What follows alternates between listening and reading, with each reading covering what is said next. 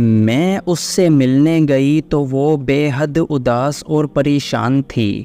لگتا تھا جیسے ساون کی ساری بھری بدلیوں کا بسیرا اس کی پلکوں پر ہے جو ذرا سی ٹھیس سے برس جائیں گی۔ تبھی میں نے اس سے کلام نہیں کیا۔ یہ محفل درود و سلام تھی جہاں اختتام پر خواتین زیر لب دعائیں مانگ رہی تھیں۔ میں نے محسوس کیا وہ نہایت محویت سے دعاؤں کی قبولیت کی آس لیے بارگاہ الہی میں آنسوؤں کے نذرانے پیش کر رہی ہے۔ اس خوبصورت سی خاتون کا نام رخشندہ تھا اور وہ جارسدہ کی رہنے والی تھی۔ اس کے والد پاکستان میں ایک اعلیٰ آفیسر تھے جنہوں نے بیٹوں کے ساتھ بیٹیوں کو بھی اعلیٰ تعلیم سے بہرہ مند کیا تھا۔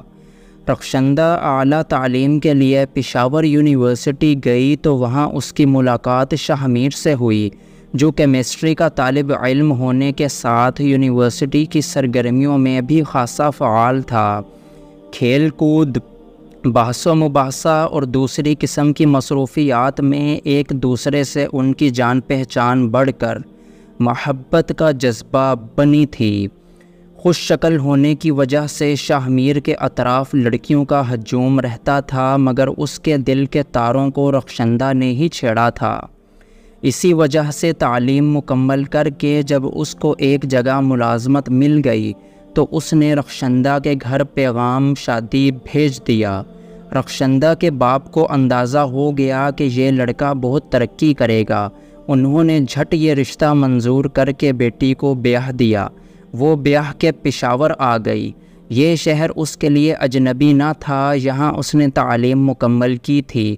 شاہ میر اچھے کھاتے پیتے گھرانے کا لڑکا تھا اور والد کے ایک سیاستدان دوست کی مدد سے اچھی ملازمت حاصل کرنے میں کامیاب ہو گیا تھا۔ دونوں بہت آرام سے زندگی گزار رہے تھے۔ ان کے ننھے بچے گھر میں سب سے بڑی رونق تھے۔ اس زمانے میں آفس کے کام کے سلسلے میں شاہ میر کو امریکہ بھیجا گیا۔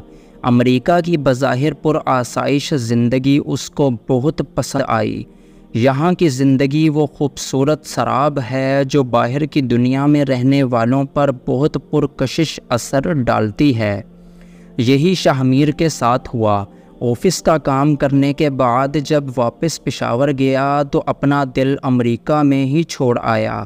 اس کے ذہن میں ایک مکمل پلاننگ تھی جس کے تحت وہ امریکہ جا کر ایک نئی زندگی شروع کرنا چاہتا تھا۔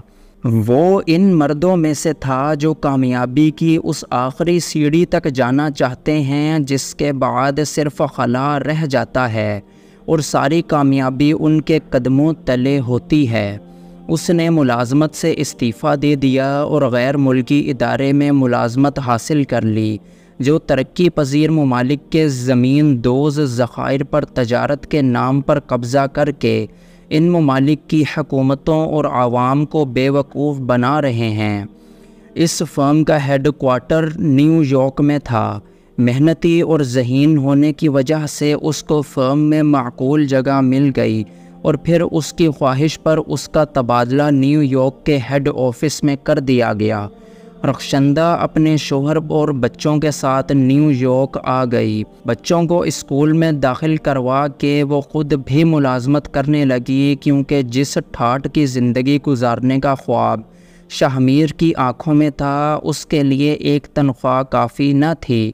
دونوں نے مل کر دن رات محنت کی جس کا نتیجہ ان کو ایک سجے سجائے گھر کی صورت میں ملا جو شہر کے معمول علاقے میں تھا۔ زندگی آرام اور چین سے گزر رہی تھی۔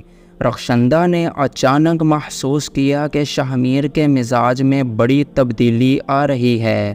اس میں اجنبیت، عدم توجہی، بیزاری اور چڑچڑا پن پیدا ہو گیا تھا۔ وہ بیوی سے بے رخی برتنے لگا تھا۔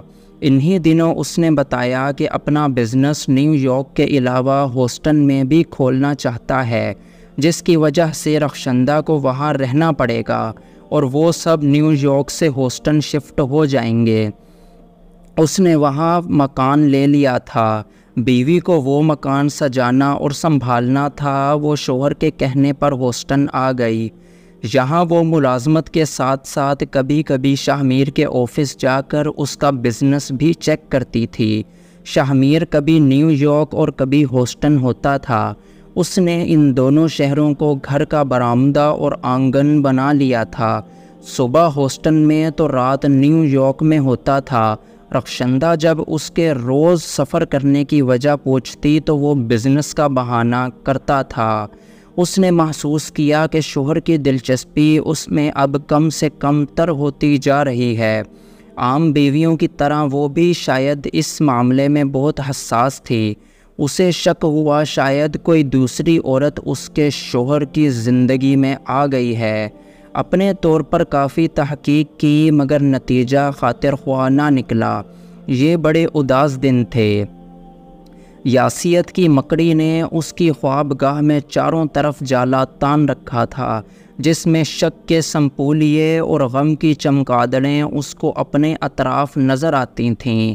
وہ خوابگاہ جو اب تک حجلہ عروسی بنی ہوئی تھی، اب اس کو کھنڈر لگتی تھی، جس میں اس کا شریک زندگی ایک اجنبی کی طرح چاندنی راتوں میں اس کے قریب نیند میں مدہوش خراٹے لیا کرتا تھا اور وہ ساری رات چھت تکا کرتی تھی۔ 25 سال ایک دوسرے کے ساتھ خوش باش زندگی گزارنے کے بعد شوہر ہر محفل میں بڑے فخر سے لوگوں کو بتاتا تھا کہ اس کی زندگی کی ساتھی نے ہر قدم پر اس کا ساتھ دیا ہے اور وہ ایک دوسرے کے لیے لازم و ملزوم ہیں۔ یہ سب باتیں اب چھناکے سے ٹوٹ کر کرچی کرچی ہو گئی تھیں، قصہ پارینہ بن گئی تھیں۔ شاہ میر جب بھی نیو یارک سے آتا ہمیشہ گھر یا آفس میں رخشندہ کے ساتھ جاتا اور واپس آتا، گھر میں خرچ کے لیے برابر پیسے دیتا، اس کو تحائف اور بچوں کو کھلونے لا کر دیتا، مگر اجنبیت کے دیوار ان دونوں کے درمیان اونچی ہوتی جا رہی تھی اور رخشندہ کو یہ ڈر تھا کہ کہیں یہ دیوار اس کے لیے ناقابل عبور دیوار ثابت نہ ہو۔ اس کے پریشان رہنے کی وجہ سے سب نے یہی مشورہ دیا کہ وہ اپنے شوہر سے بات کرے۔ رخشندہ نے شاہ میر سے بات کی۔ اس نے حیرانی سے اس کی طرف دیکھ کر کہا کہ اس کی زندگی میں پہلی اور آخری عورت وہی ہے۔ وہ بیکار شک کر کے اپنی اور اس کی ازدواجی زندگی کو داؤ پر نہ لگائے، کیونکہ اس قسم کی حرکتوں سے سب سے زیادہ نقصان بچوں کا ہوتا ہے۔ کاروباری مصروفیات اتنی زیادہ ہیں کہ بری طرح تھک جاتا ہے، اسی لیے زیادہ توجہ بیوی پر نہیں دے پاتا۔ یہ ایک عام بہانہ تھا جو ساری دنیا کے مرد اپنی بیویوں سے کرتے ہیں۔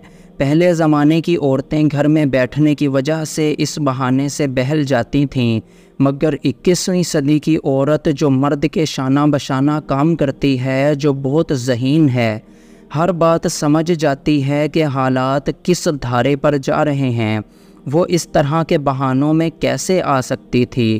رخشندہ نے جھگڑا کرنا مناسب نہ سمجھا۔ وہ خاموش ہو گئی، البتہ وہ بار بار یہ ضرور کہتی تھی کہ شاہ میر، تم اپنا زیادہ وقت نیو یارک میں گزارتے ہو، مجھے کیوں پھر ہوسٹن میں رکھا ہوا ہے؟ میں بھی نیو یارک میں رہوں گی۔ شاہ میر نے اس کی یہ فرمائش ماننے سے انکار کر دیا، یہ کہہ کر کہ پھر میرا ہوسٹن کا آفس کون سنبھالے گا؟ وہ کسی پر پیسے کے معاملے میں بھروسہ کرنے کو تیار نہیں تھا، کیونکہ اس کے کئی دوست اپنے آفس کے مینیجروں کے ہاتھوں اسی طرح برباد ہو چکے تھے۔ رخشندہ ایک سلجھی ہوئی عورت تھی۔ گھر کی دیکھ بھال، بچوں کا خیال، مہمانوں کی آؤ بھگت اور آفس کی ذمہ داریاں، یہ سارے بوجھ اس نے اپنے کندھوں پر اٹھا رکھے تھے، مگر شوہر کی سرد مہری نے اس کی آنکھوں کے گرد سیاہ حلقے ڈال دیے تھے۔ اس کے گورے مکھڑے پر بہت نمایاں نظر آتے تھے۔ مسلمان عورت میں برداشت کی بے پناہ قوت ہوتی ہے، مگر اسے بھی شوہر کی توجہ درکار ہوتی ہے، جس کے سہارے وہ زمانے سے لڑ جاتی ہے، کیونکہ ایک پاک باز عورت کے لیے شوہر ہی اس کی زندگی کا پہلا اور آخری مرد ہوتا ہے۔ مگر یہاں رخشندہ اپنی ہر ذمہ داری کو پورا کرنے کے ساتھ اس کندھے کی آرزو میں سسک رہی تھی، جس پر سر رکھ کر اس کی ساری تھکن دور ہو جاتی تھی۔ وہ ان پانیوں کی ممتنی تھی جن کے دائرے میں وہ خود کو محفوظ سمجھتی تھی، مگر جب بھی اس نے شاہ میر کے قریب آنے کی کوشش کی وہ کرنٹ لگے جھٹکے کے ساتھ دور چلا گیا۔ وہ کون ہے جس نے میری زندگی کے سرسبز باغ کو خزاں رسیدہ کر دیا تھا؟ خدا کے لیے میری مدد کرو۔ وہ بھی روتے روتے مجھ کو جھنجھوڑ ڈالتی۔ بھلا ان سوالوں کا میرے پاس کیا جواب تھا؟ میں تو کیا اس کی کسی سہیلی کو بھی رخشندہ کی پریشانی کا سرا نہیں مل رہا تھا۔ ہمارے دفتری گروپ کو، جس میں سبھی امریکن تھے، ایک کام کے سلسلے میں نیو یارک جانا پڑا۔ کام کاج کے بعد ایک دن تفریح کا پروگرام بنا۔ لوگ اپنی اپنی پسندیدہ جگہوں کی سیر کے لیے، جبکہ میں تھیٹر دیکھنے چلی گئی۔ ہال میں ہلکی سی روشنی تھی۔ نرم قالین پر آرام دہ چھوٹے چھوٹے صوفے رکھے ہوئے تھے۔ لوگ بڑی خاموشی سے آ کر بیٹھ رہے تھے۔ آج ایک ٹیبلو پیش کیا جا رہا تھا جس کا مرکزی خیال پھول اور بھنورا تھا۔ ہلکی روشنی میں ننھی منھی خوبصورت لڑکیاں پھولوں کا روپ دھارے اسٹیج پر آ کر کھڑی ہو گئیں۔ ہال میں اور اسٹیج پر خاموشی چھائی رہی۔ پھر ایک دھماکے کی موسیقی کے ساتھ تیز روشنی کی لہر آئی اور سیاہ رنگ کے مختصر سے لباس میں سیاہ پر لگائے 17-18 سال کا ایک لڑکا بھنورا بن کر آ گیا۔ وہ جب لچک لچک کر ناچتا تو بھن بھن کی آواز موسیقی سے ابھرتی جو سماں باندھ رہی تھی۔ اس لڑکے کے جسم میں غضب کی چمک تھی اور یہ امریکن انڈین لڑکا تھا۔ اس کی رنگت سانولی اور بال سیاہ چمکیلے تھے جو کمر تک لہراتے تھے۔ اس کے پھدک پھدک کر چلنے سے یہ بال دل فریب نظارہ پیش کر رہے تھے۔ پیروں میں پڑے گھنگروں کو عجب انداز سے بجاتا تھا۔ وہ جس پھول کو جا کر سونگھتا وہ پھول پھٹ سے گر جاتا۔ ہال لوگوں سے بھرا ہوا تھا اور مکمل اندھیرا تھا۔ سب لوگ آنکھیں پھاڑے اس سانولے سلوینے خوب رو نوعمر بھنورے کی کمال اداکاری کے سحر میں کھوئے ہوئے تھے، جیسے اس پر تنویمی کیفیت طاری ہو۔ پھر سارا ہال روشنیوں میں نہا گیا۔ پھول بن کر گری ہوئی سبھی پریاں بھنورے کے ارد گرد کھڑی ہو کر جھک گئیں اور آہستہ آہستہ اسٹیج سے اتر گئیں۔ لوگوں نے کھڑے ہو کر خوب تالیاں بجا بجا کر بھنورے کو شاباش دی۔ وہ جھک کر لوگوں سے داد وصول کر رہا تھا کہ دائیں طرف سے شاہ میر نمودار ہوا۔ اس نے جس انداز سے اس امریکن انڈین اداکار کی کمر میں ہاتھ ڈال کر کہا، تم ہی میرے سب کچھ ہو، اس کے انداز سے مجھے اس کے اور اس اداکار لڑکے کے درمیان قائم دوستی کا بخوبی ادراک ہو گیا۔ یہ وہی رشتہ تھا جس نے امریکہ میں ایڈز جیسی خطرناک مرض کو جنم دیا تھا۔ شاہ میر کو اندازہ نہ تھا کہ کوئی پاکستانی امریکن تھیٹر میں ہونے والے اس ٹیبلو کو دیکھنے آئے گا۔ میری طرح شاید اور بھی کچھ لوگ وہاں ہوں گے جنہوں نے یہ فقرہ سنا ہوگا۔